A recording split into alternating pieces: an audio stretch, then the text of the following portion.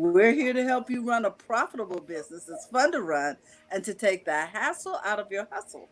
And today we're here with happy, healthy habits with Robin Shimizu. I have to go slow because I will mess it up, Robin.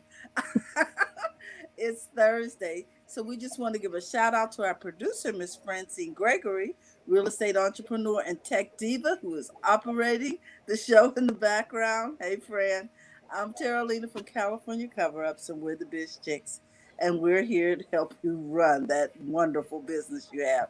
Today, Robin's coming to us with some healthy habits that will help us keep our Georgia. health while we are attaining our wealth. Hi, Robin. How you doing this morning? I'm doing fine. Thank you, Terry. Thank you, Francine, in the Good. background. And thank you, Jill, for joining us today. Happy to see everybody. Um, well, it's starting to get the end of summer. And I was Okay. on the internet this morning looking for stuff to talk about this morning. And I Mm-hmm. found this article called 20 Scientifically Backed Ways to De-Stress Your Life Right Now. I love So it. these are all everything is scientifically backed nowadays, you know. It's not woo Mm. anymore, right, Jill? That's correct. And I love that. So the second thing that they said on this little article that I pulled Mm-hmm. down was one of the best things we can do to de-stress is to just breathe deeply. And I thought that would be so appropriate for Jill's presentation today. She is our meditation and our yoga guru, and she helps us a lot with, learning about how to take care of ourselves using yoga and those kind of modalities. And breathing is an integral part of what she Mm. teaches. And what they're saying is that just even breathing during the day, when you're Mm-hmm. just out and about, stop and take a couple of really deep breaths, because what it does is it makes your body think that it's relaxed. So your Ah. body naturally will relax. Because breathing Oh. makes your body think it's already relaxed. And so that's what it does. It's really just has a way of just calming your body down and de-stressing, and it puts your body into what they call a parasympathetic reaction, which is the Ah. good thing we want to do for our body, which is just kind of keep it calm and breathe deeply and de-stress periodically through the day. And what Jill's going to teach us today is a lot more deeper than that. But I just wanted to remind people that you can do this on your own during the day just by taking a couple of deep breaths, stopping, calm yourself down, and then go about your business. And it'd just be good for you to do as a habit. So with that, Jill, thank you so much. I want to introduce you and our entrepreneur for Yoga Nidra, or Yes. Nidra Yoga. I think I said it wrong, right, Jill? She No, owns yoga Breathing nidra Space. first way. Yoga Ninja. Okay. Okay. And she owns a studio in Elk Grove, California called Breathing Space. And it's a beautiful little yoga studio. And Really she is. teaches a lot of different modalities and invites teachers to come in. And people need to just check it out. It's awesome. So anyway, with that, Jill, what do you have for us today? And Thank please tell us a little bit about yourself before we get into this, because I did a bad job of introducing you. I was. you did not, Robin. That was fine. That was fine. Thank you so much, and good morning to everybody who's watching on the replay. I'm very excited to be here. And Robin, you did a fabulous job. My name is Jill Weston, and I do have a space in Elk Grove, California called Breathing Space, and I'm also mobile. And basically what I do is help people calm their chaos, whether it's here in the space or I do corporate presentations. I work in schools. I was recently in Southern California with my family. They have a nonprofit gym and a mentoring and tutoring session space, and I did some sessions down there as well. Nice. So again, my goal is just to help people navigate life a little bit easier, be kinder to each other through that, be a little more focused. So today, what I wanted to do, there's a lot of opportunities for people to practice mindfulness, meditation, and also breathing. I don't want to spend too much time actually talking about the definitions of those. We had Dr. Rogers on earlier, maybe 3 weeks ago, doing more in depth on mindfulness. So I'll do a brief review on any type of mindfulness, meditation, yoga, yoga nidra, all different practices. I'll talk about the benefits of each, and then I want to spend most of the time maybe dispelling some of the myths, the misperceptions, any fears that people have, and then also talk about what to look for if you are currently taking classes or you're interested, maybe some places to look, some of the markers for teachers that are a good fit for you, and practices that are a good fit for you. So again, we won't spend a lot of time on definitions of those, just an overview of these different practices, more time on the benefits, and then maybe dispelling any myths if there's people online that want to write in questions, any fears or concerns or questions that you have. And then I hope to pop in 2 very quick techniques. And if you ladies will help me stay on track. So again, we'll make good use of people's time and finish up by 8:30. So I will go ahead and jump. Does it sound good? Okay. So I'm gonna kind of group mindfulness, and meditation together. They are very different. Meditation is more of a technique. And if you think of a way to basically rest your mind and slow down your mind so that you can go within, figure out answers, figure out maybe choices that you want to make. It's basically figuring out yourself a little bit better rather than looking externally. One of the myths, and I'll come back to this, you do not have to sit in a cave. You don't have to be a monk. You don't have to go out and do a retreat. You also don't have to sit cross-legged in what we call lotus position, because physically that can be difficult for people. So yes, ideally years ago and even presently, if you were to go to what we call an ashram or a yoga school or take a trip where you're sitting with monks, you might sit in that position for many, many hours. We're talking about a little more the mainstream feel. So I hope that anyone that's well versed in meditation, isn't offended. What we're talking about is how can you, as mainstream people in an office setting, busy parents, how can you access some of this? So again, meditation is going within, resting your mind. Hopefully it does take you to a different level of awareness and consciousness, but not always.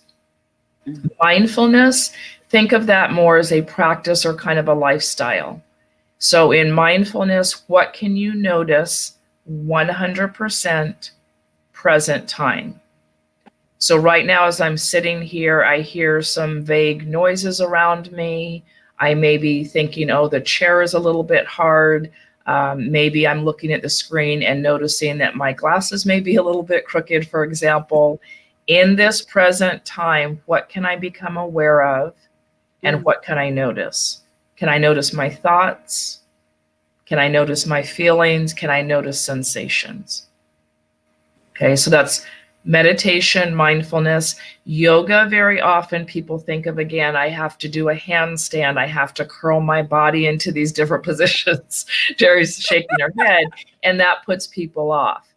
First, what I want to share is yoga itself means mind and body. It means to yoke, to bring things together. So if you're paying attention to both mind and body and going inward, you're going to be more thoughtful. You're going to be more focused. So real quickly in yoga, very often we talk about 8 limbs of yoga as one practice. The physical part is just one of those limbs or one of those arms. So everything from being kind to sometimes people hear about chanting and that scares them. Chanting is another type of yoga if you look at those limbs. So it's far reaching and it's more than just the physical postures. Okay. And again, sometimes that's unnerving to people because even when they think of the physical postures, they're like, I'm not going to go to yoga studio. I'm not even going to turn on a yoga video because I can't do a headstand. You don't have to do headstands to do the physical practice of yoga or what we call yoga asana. Okay. And practicing kindness every day, being aware when you're brushing your teeth, all of that may also be yoga. Being nonviolent, If you practice yoga,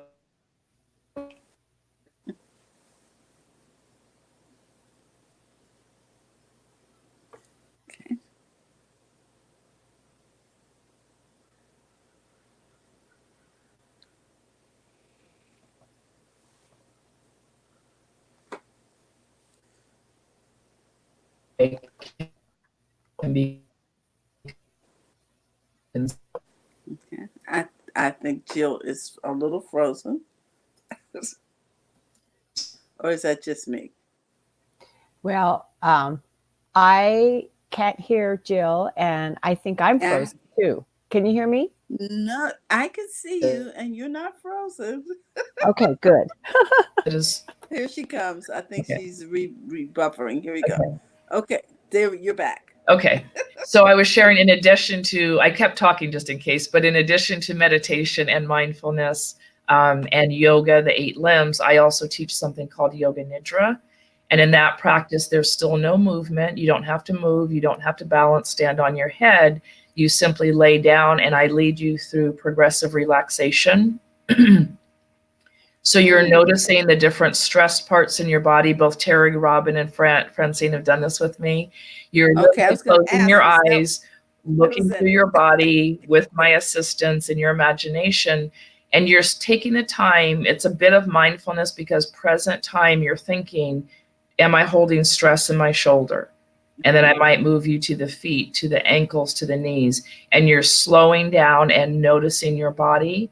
And that practice very specifically puts you into the parasympathetic state that Mm, Robin mentioned, lowering yes. down the stress, increasing blood flow through your body, and you're taking a look at where you're stressed. And then you also have the opportunity to do a visualization of how you want to see yourself. Uh, And so visualizations sometimes scare people. Simply think, those of us who are old enough, think of Michael Jordan when he talked about how he was successful and he stood on the free throw line. I believe he said 1,000, 2,000 times, never put the ball up in the air, but saw the ball going into the basket. And so then mm, when he physically went to push the ball into the basket, he had seen that many times in his mind. Or when we say to people, you're going into a job interview or you're getting ready to speak with a client, see mm-hmm. that happening already, visualize that happening already. So in Yoga Nidra, that's all that we're doing. Also in meditation, I'll go back. You can do a breath meditation. There's something called metta, Metta, that means loving kindness. So you might Mm, sit and offer loving kindness, peacefulness to the world, then to a circle close to you, then to maybe family members. You can also see people that you don't get along with, and you offer them loving kindness as well, and then back towards yourself. You can walk in meditation or mindfulness. We talked before about washing dishes. Um, Anything, and the benefits, we'll move into the benefits, anything that brings your body calm. When we stay in that fight or flight state, our body knows that. Robin mentioned, our body is looking for ways and we're sending messages to the body. When we went off camera, if I had literally frozen along with the camera freezing, everything in my body is responding.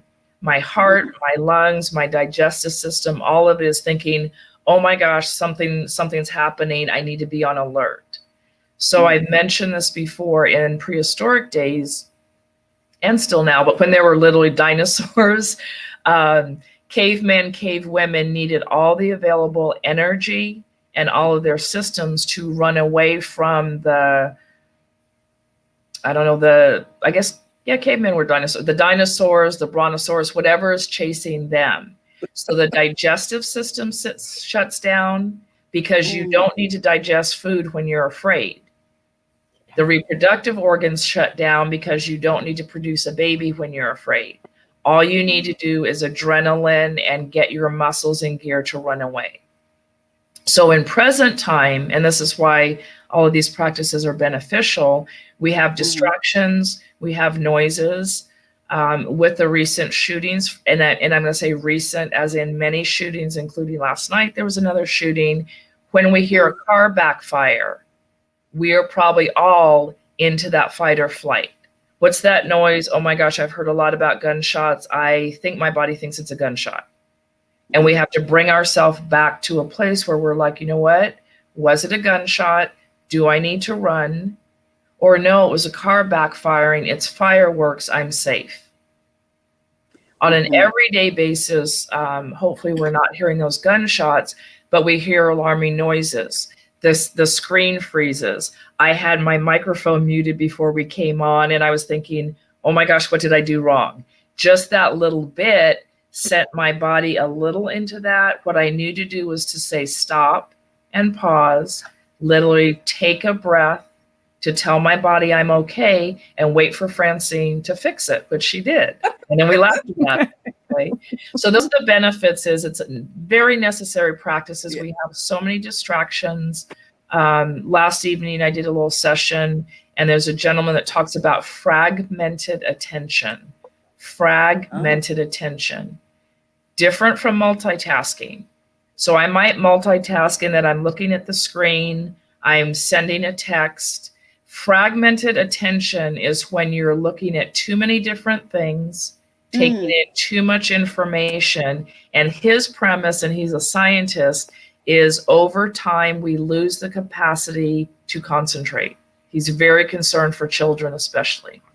Oh my God. So again, he does some scientific work around this. I like the word fragmented because it was it's just very visceral. Fragmented attention.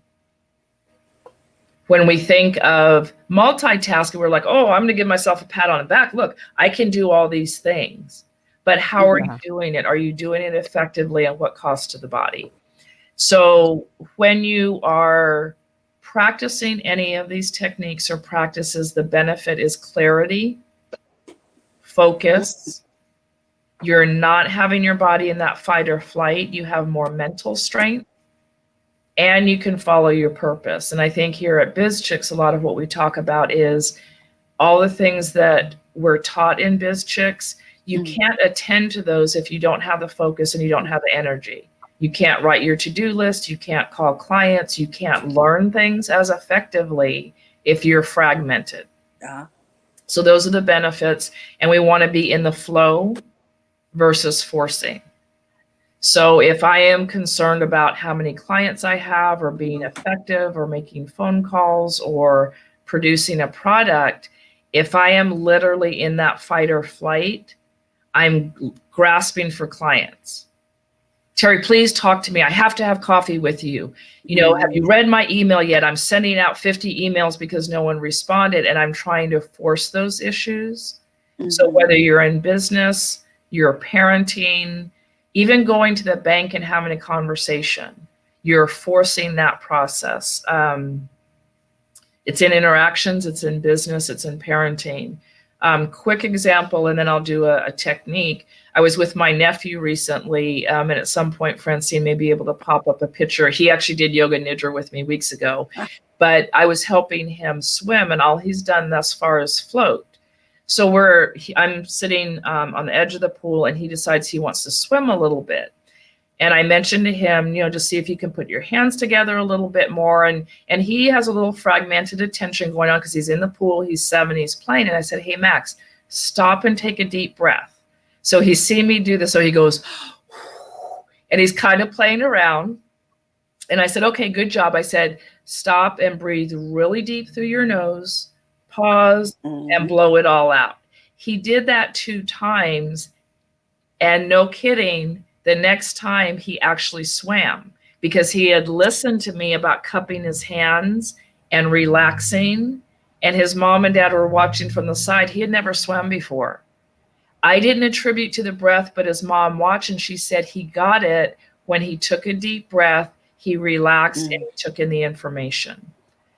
I've done work with another gentleman in prison, and we were actually sitting with a huge group of men. And what John does is he pauses and he breathes as he talks. So initially this group was a little antsy, and they're saying, you know, I want my phone calls. I want my life to be different. I'm upset that I'm in jail. And he has them, it was amazing to watch, because at one point the entire group of men in prison were literally breathing with him. And I just saw Terry do it with me. So as John was stopping and talking, you could see all these men. He didn't tell them you need to breathe. He said, you know, there are ways to practice understanding who you are. There are ways to achieve what you want. And the men started breathing with him, and then he did a little work, and they shifted and started saying, John, I just want to be a peaceful man. I don't want to do violence anymore. And it was amazing because they were mimicking him, or doing what I'm calling pacing. Mm-hmm. So one thing I would recommend to you with your breathing, when you're on the phone with clients, when you're working with kids, when you're not getting what you want, literally stop and see if people will pace you. And Terry just did it again. I didn't see Robin. And hopefully people watching, you can literally get people to breathe with you even as you're talking. I speak fairly fast, and if I slow down my talking, for example, during yoga nidra, it induces that state a little bit. So that's one way. So what I'd like to do right now is actually an activity. If everybody can, you can either take your pulse here or on your wrist. Just see if you can find your pulse. Okay. I'm not sure. And I want you to pay 100% attention to your pulse. So maybe there's noise going on around you. There's lots of things to look at. You can even close down your eyes if you want to. And just place 100% attention on the feel of your pulse. And noticing if it's rapid, if it's slow. And then take a nice deep inhale in through the nose and hold. Loosen the jaw and let that breath go. 100% attention on your pulse. Then see if you're able to slow your breath at all. Open the jaw, release the mouth, and exhale. And continue just a few more times and see if you notice any changes in your pulse. 100% focus on the feel of your pulse, just noticing. Maybe noticing the pulse slowing down. And let go of any thoughts about what your pulse should be. You're simply noticing the actual sensation. And when you're ready, you can open up your eyes. You can let go of the pulse on your neck or on your wrist. And then either in the comments or Terry or Robin, did you notice any shift in your pulse? And it's not a have to, but what was it like to just put 100% attention on that pulse point? Well, I wanted to go to sleep. I was Okay. totally relaxed. Okay. Because, I don't know, I was thinking about something other than the day-to-day stuff. Exactly. Also, if I can jump in real quick, and then Robin will get your feedback. Not necessarily a myth. Sometimes think that meditation or mindfulness or yoga practices are all about just relaxation. So sometimes people tell me, oh, I'm a little afraid to do any of those because I'm going to go to sleep. The goal is just to regain focus. So you might feel like you want to go to sleep because you are sleepy, or your body's not used to relaxing. So we're so amped up that the minute we get this much relaxation, we think, oh, we're going to go to sleep. Meditation, mindfulness, all of those are different, even deep breathing. Bringing you calmness doesn't mean you have to go to sleep. It can actually take you to a very aware and a very focused state. Robin, any feedback from that activity? So I'll just tell you that I was a little frantic even trying to find my pulse, because the last time I looked for my pulse was many, many, many years ago. So when I found it, and then I was breathing, I did notice a marked reduction, because I think I was already frantic looking for it, right? Elevated. And then as my breathing went on, maybe it only took about 3 breaths. Already I could see it. I feel it slowing down. It was amazing. That was really fun. I'm going to do that during the day and just play with that. And that activity I like because it's very physical. It's your own body. You're having to place your attention here or here, and you get a pretty quick result. So again, anything again that brings your body calm, focus, knowing that you can do that yourself and you can help other people do that. And that's the benefits. You're 100% focused. You don't have that fragmented attention. So now I want to move in the couple, just a couple minutes that we have left. So if this piques your interest or you want to learn more, what do you do? So what I hear a lot is, I'm afraid to go into a yoga studio. I don't know what's going on in there. It's too expensive. They're doing headstands. They're doing things I don't understand. Why should I pay somebody to teach me how to breathe? I don't feel like I'll fit in. I don't have the time. It's overwhelming. I don't know what to choose. So what I recommend to people is do a little bit of work online. So Google the things that you're interested in. Don't believe everything that you see on the internet, however. So if a practice catches your attention, spend a little more time there. When you do contact somebody, ask if you can watch a class, for example. The Yoga Nidra I teach, it doesn't work to observe it because it's a little disconcerting for people who are in it. But many times you can go to a yoga studio and sit in the lobby and watch, for example. You might ask, is it appropriate if you're in the class and simply sitting or laying down and watching? Some of the breathing techniques, again, they're readily available on video. There are extreme yoga postures, extreme breathing activities that you should not do on your own, but start investigating and find somebody, a teacher or a method that is easy for you. It's affordable. It feels welcoming, and you feel like you can be successful at it. If not, you're biting off too much and you're not going to do it. So affordable, easy, you're very comfortable with the teacher. If you run across teachers or practitioners that tell you things like, well, you should be able to do that, or I can't explain, I can't, if they tell you, for example, my technique will help you address the vagus nerve and put you into a parasympathetic state.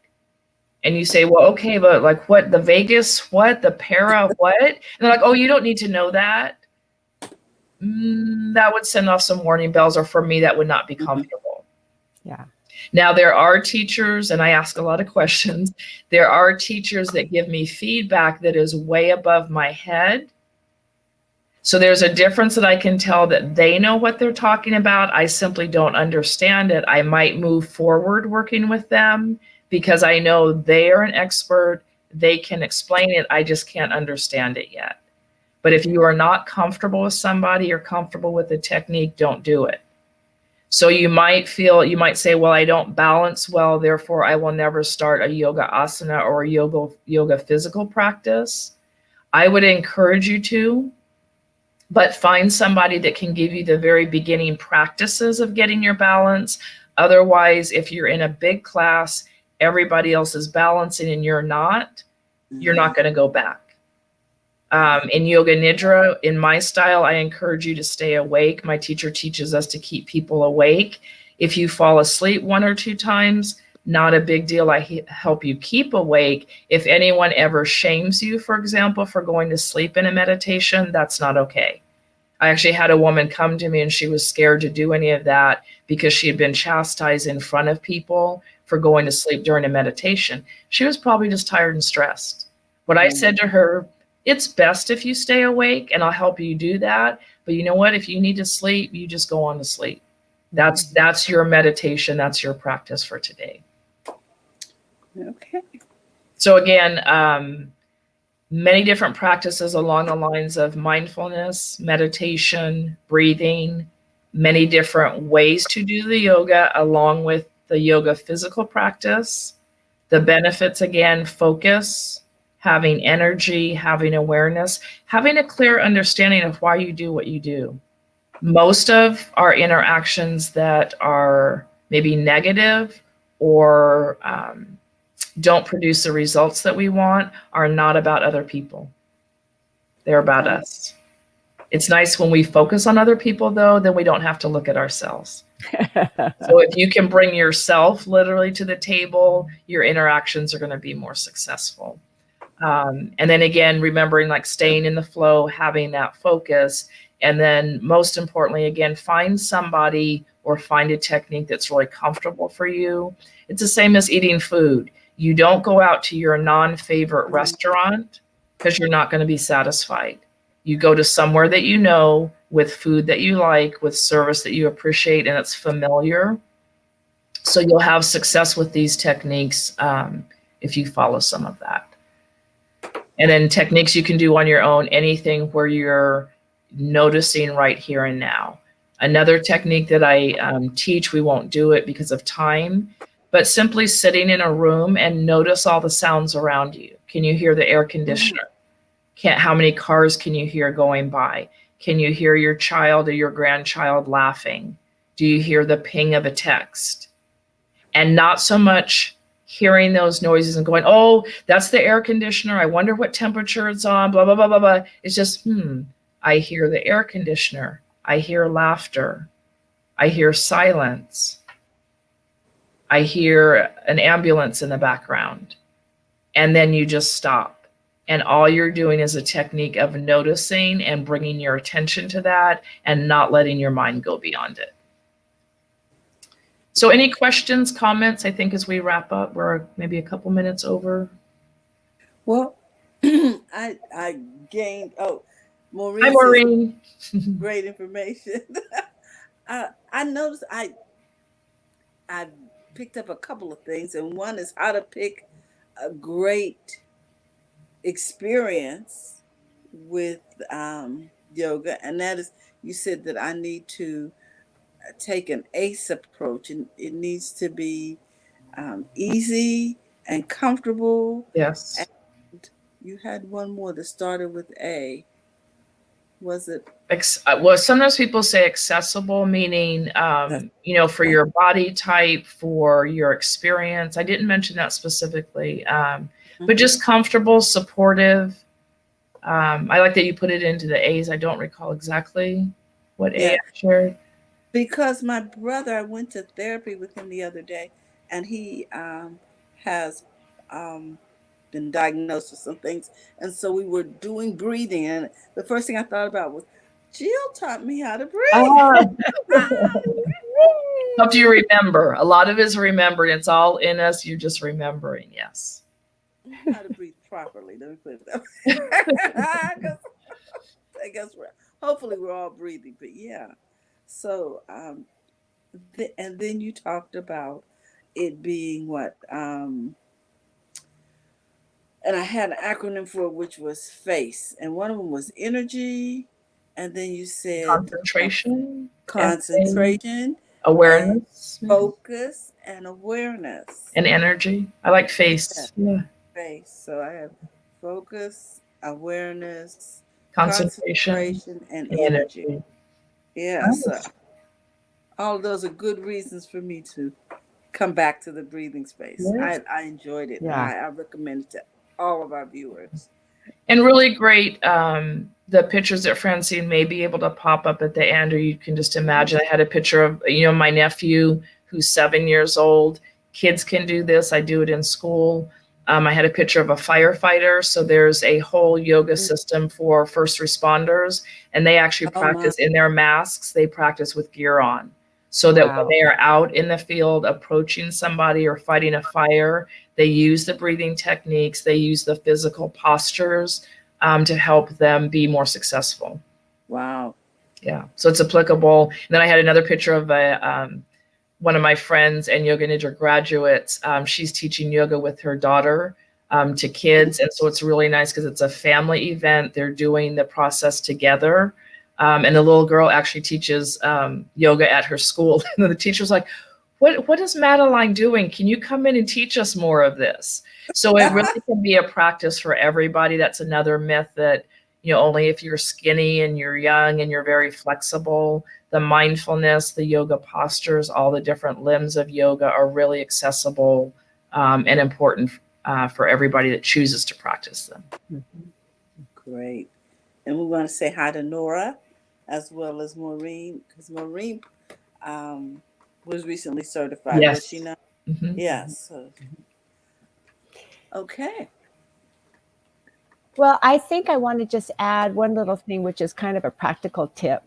And I consider myself kind of a yoga neophyte. I dabble here and there. I've tried Bikram. And anyway, what I do is I kind of observe the teacher.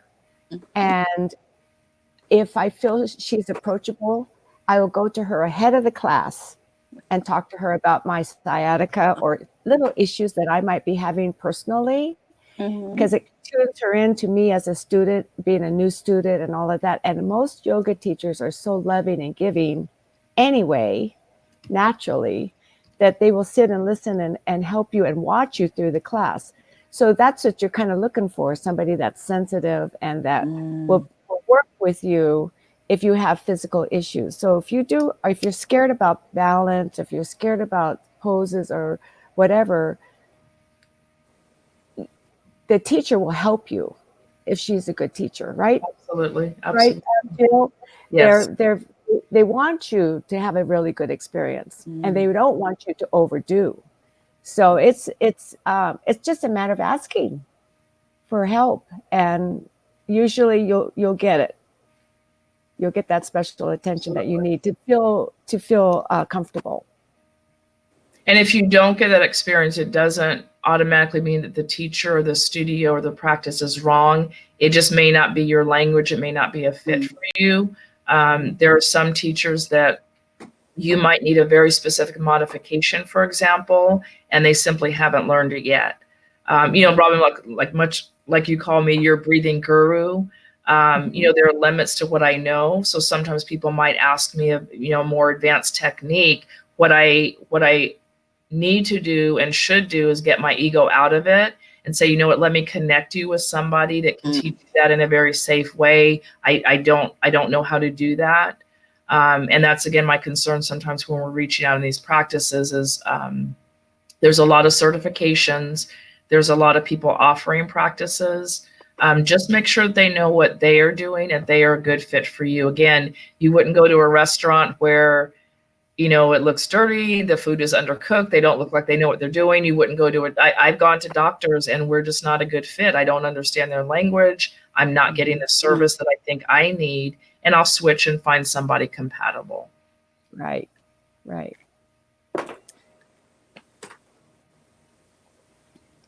righty. So, ladies, I was helped today. I'm always Good. And Robin, you always have such great guests. Can you tell us a little bit more, Robin, about where we can find Jill if we're looking to connect with her? We before this, after this chat is over, I'm going to post Jill's website up on the chat for everybody to have access to. And Jill, maybe you can talk about give us your website address, something more, a little bit more information about your studio, and then maybe you can post your schedule up so people can kind of see the array of classes that you offer. I'd be happy to do that. So the website is pretty easy to find. It's ourbreathingspace.com. ourbreathingspace.com. I'm also on Facebook under the Breathing Space, and then on Instagram. And on Instagram, it's Breathing Space Elk Grove. And I offer in-house services, also mobile. I tell people, because a lot of the concerns, I'll say, I can't drive to Elk Grove, I'm too busy. Your schedule doesn't work for me. I'm a micro business, so I'm only open 2 days a week. But I do a lot of private sessions. And if you gather up 5 or more people, I will come to your home. I'll come to your business. I'll come to your backyard. I try to make it, again, very, very accessible. I can offer the yoga nidra, also breathing techniques, starting meditation. Recently, it's been interesting. I've been asked to be a part of, I think at this point, it's 6 different retreats. One will be next year on Mount Shasta. So if you're hosting any type of parties or activities and want me to pop in for whether it's a 15-minute guided meditation or something longer, I'm happy to do that. And This is a great gift for someone who's planning a girls' weekend, or yes. you know what I'm saying, or something for a bridal party. You know, can we just calm down, people? Yes, I was gonna say I've had people come in for weddings, even funerals. Recently, I've done a couple sessions at corporate settings. They were getting ready to do like a staff training Mm-hmm. and some problem solving. And so I came in beforehand, not to get people so relaxed, but to get them hyper focused and amenable to information. I recently worked with a Girl Scout troop. I was kind of like, what do the Girl Scouts need? They were having bullying issues, fitting in at Mm-hmm. school, all the Wow. things about being a teenager. So I did a session with the girls and the two troop leaders. And then I actually left my studio for 10 or 15 minutes and let them debrief and let the girls talk because they didn't know me. Went back in and there were a lot of smiling faces and a lot of relief on faces. So you can also use it before team building in the corporate world. Beautiful. And the other thing is, Jill, you are such a generous and loving person that what Jill does for me, and it's because I follow her, I think, she's very informative in terms of other yoga opportunities out there in the Absolutely. community that are very reasonably priced. Sometimes it's a donation, sometimes it's $10. And I really appreciate that, Jill, because that's such a gift for the community. For people that, if they can make it and it might be closer to them than Elk Grove, you never know.